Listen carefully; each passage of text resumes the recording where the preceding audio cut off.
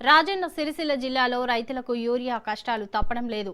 తంగళ్లపల్లి, గంభీరావుపేటతో పాటు పలు మండలాల్లో యూరియా కోసం రైతులు గంటల తరబడి క్యూ లైన్లలో నిలబడుతున్నారు.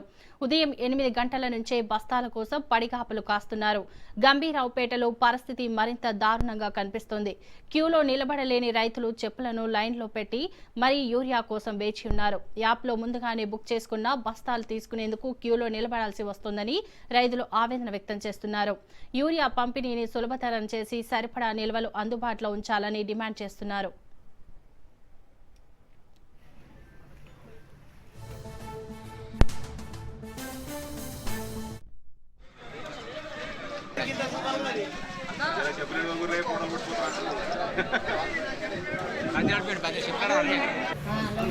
షూటింగ్ చేసినట్టయితే ప్రత్యేకించి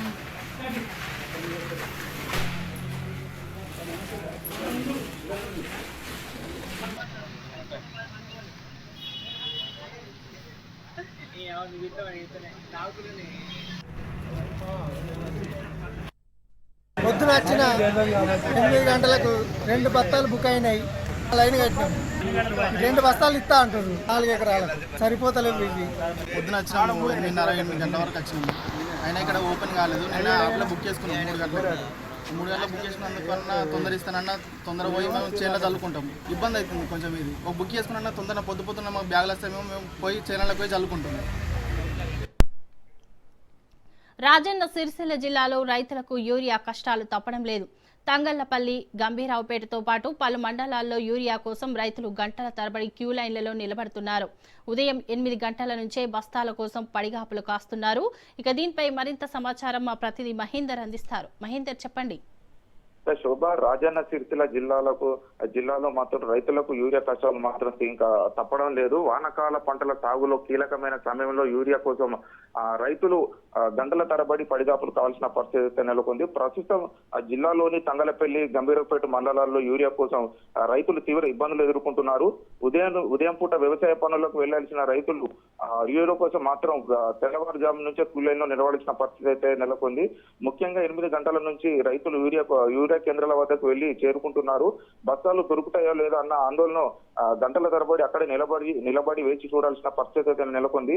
ఇక గంభీరపేట మండలంలో పరిస్థితి మరింత ఇబ్బందికరంగా కనిపిస్తుంది. అయితే క్యూ లైన్ లో గంటల తరబడి నిలబడే అవకాశం లేక కొంతమంది రైతులు వినూత్నంగా తమ చెప్పులను క్యూ లైన్ లో పెట్టి తమ వంతు వచ్చే వరకు మధ్యాహ్నం వరకు పడిగాపులు కాస్తున్నారు.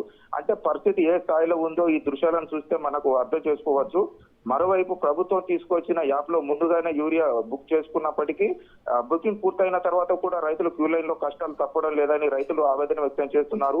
అయితే యాప్ లో బుక్ చేసుకున్న బస్తాలు చేతుకు వచ్చేందుకు కూడా క్యూ లైన్ లో నిలబడాల్సిన గంటల తరబడి నిలబడాలి వస్తుందని చెప్పి రైతులు ఆగ్రహం వ్యక్తం చేస్తున్న పరిస్థితి. ఓవైపు వ్యవసాయ పనులు, మరోవైపు యూరియా కోసం నిరీక్షణ. రోజంతా యూరియా కేంద్రాల వద్ద గడపాల్సి వస్తుందని రైతులు వాపోతున్నారు. అసలే పంటల సాగులో కీలకమైన సమయం.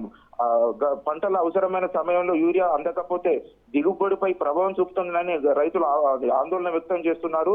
అయితే యూరియా కోసం రైతులు ఇలా గంటల తరబడి క్యూ లైన్ లో నిలబడాల్సిన పరిస్థితి ఎందుకు వచ్చింది? యాప్ బుకింగ్ విధానం ఉన్నప్పటికీ క్షేత్రస్థాయిలో మళ్ళీ క్యూ లైన్ లో ఎందుకు తప్పడం లేదు? రైతులు అవసరమైన మేరకు యూరియా అందుబాటులో ఉందా అన్న ప్రశ్నలు వినిపిస్తాయి. మరోవైపు రైతులు మాత్రం యూరియా పంపిణీ విధానాన్ని మరింత సులభతరం చేయాలని చెప్పి కోరుతున్నారు.